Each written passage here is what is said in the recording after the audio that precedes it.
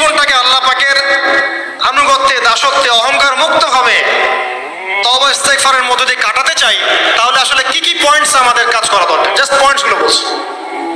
1 নম্বর হচ্ছে জ্ঞান অর্জন করতে হবে। যে জ্ঞান আল্লাহ পাক আদম আলাইহিস সালামকে শিখিয়েছেন, ওই জ্ঞান চর্চা যদি আমরা বাড়াই, কোরআন সুন্নাহ ওহীর জ্ঞানের চর্চা যদি আমরা বাড়াই, ইনশাআল্লাহ লাগবে না 15 মিনিট, আমি 5 মিনিট শেষ করছি। ওহীর জ্ঞানের চর্চা যদি আমরা বাড়িয়ে দেই, দেখবেন ইনশাআল্লাহ আল্লাহ পাক আপনার সম্মান, আপনার রিজিক, আপনার প্রতি করুণা, দয়া, মায়া, মহব্বত সব বাড়িয়ে দিবে ইনশাআল্লাহ।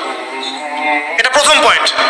প্রিয় ভাইয়েরা, যারা আজকে লেকচার শুনছেন বা যারা পরবর্তীতে অনলাইনে শুনবেন, ওহীর জ্ঞানের চর্চা।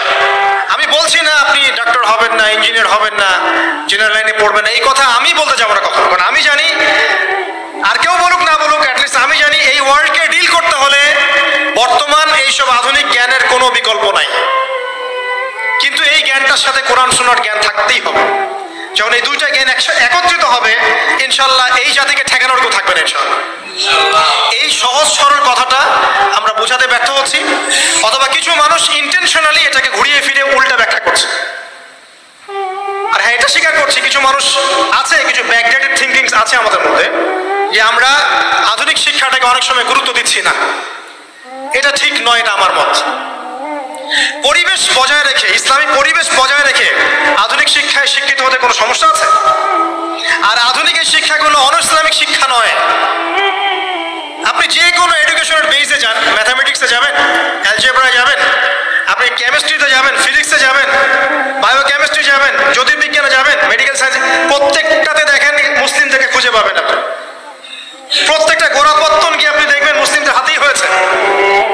আব্বাসীয় খেলাফত যখন ছিল, তখন এই বাগদাদ ছিল জ্ঞানের রাজধানী। ওইরকম লাইব্রেরি কি বিশ্বে আর কখনো হয়েছে? এখন আমরা মনে করছি জ্ঞানের লাইব্রেরি মনে হয়, জ্ঞানের রাজধানী মনে হয় ব্রিটেন, হার্ভার্ড, কেমব্রিজ, অক্সফোর্ড। এটা কবে এসেছে ইতিহাসে? ইতিহাস কি 100 বছরের? হাজার হাজার বছর চলে গেছে। হিস্ট্রি পড়েন। তো এখানে আমার কথা হচ্ছে একদম ক্লিয়ার, নিট অ্যান্ড ক্লিয়ার, যে আমাদেরকে উভয় দিকের জ্ঞানই অর্জন করতে হবে, বোধ কোরআন সুন্নাহ এবং আধুনিক জ্ঞান। এই দুটো জ্ঞান যখন আপনি একত্রিত করবেন, ইনশাআল্লাহ দেখবেন আল্লাহ চাইতো কোরআন এবং সুন্নাহকে হাতে নিয়ে এই বিশ্বের চ্যালেঞ্জগুলোকে ফেস করা যাবে ইনশাআল্লাহ। আল্লাহ পাক তৌফিক দান করুন, আমিন। প্রথম যেটা বিষয়, আল্লাহ পাকের রহমত পেতে হলে আল্লাহর ওহীভিত্তিক জ্ঞানের চর্চা বাড়াতে হবে। এই জ্ঞানের চর্চা বাড়ালে ব্যক্তি, পরিবার, সমাজ, রাষ্ট্র সবাইকে আল্লাহ পাক সম্মানিত করবে ইনশাআল্লাহ তাআলা।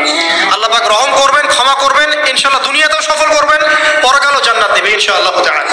আর আমরা তো দেখলাম আল্লাহ পাকে জান্নাত দেওয়ার জন্য একটা ঘটনা যথেষ্ট।